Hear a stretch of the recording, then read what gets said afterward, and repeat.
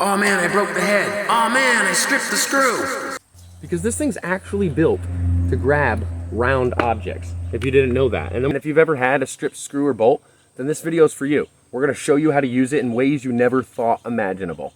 All right, so we've all been here. A stripped or a broken screw.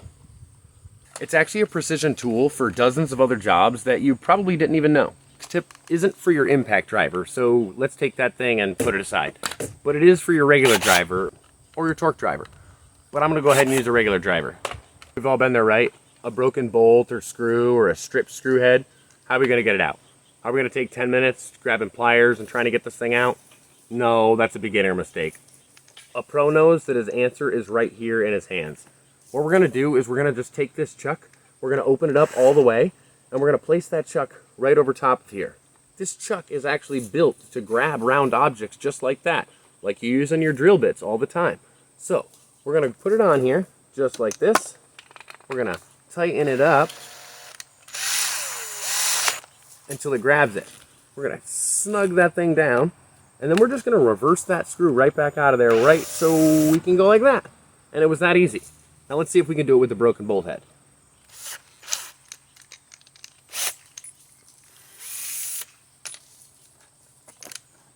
We're gonna get a little more leverage on this one. We wanna make sure it's straight right on the center.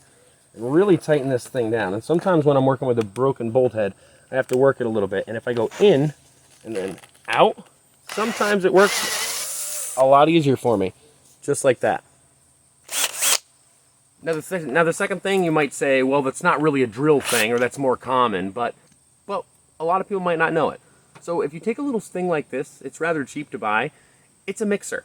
You can turn your regular old drill into an electric mixer for paint or different types of projects that you're doing. Small batches of cement and so on. Now with cement, it gets a little bit thicker, so this might not do the job, but it could work for you. Another cool tip that's not essentially with the drill, but it's about using the drill. If you need a depth stop, instead of buying a fancy little depth stop, you could take a piece of electric tape or a permanent marker and mark right on the end of the drill bit how far you want to drill down. That way when you're drilling down, you don't pass that point and drill further than you actually need to. That'll actually account for a lot of mistakes and save you a lot of time in the end.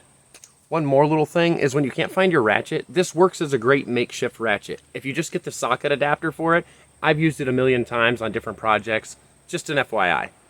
You see, your drill really is more than just a motor with a bit in the end. You can use this thing for countless projects, you just have to put your mind to it. I'm sure there's a lot of other drill hacks and things you could do with this thing that I'm not thinking about right now.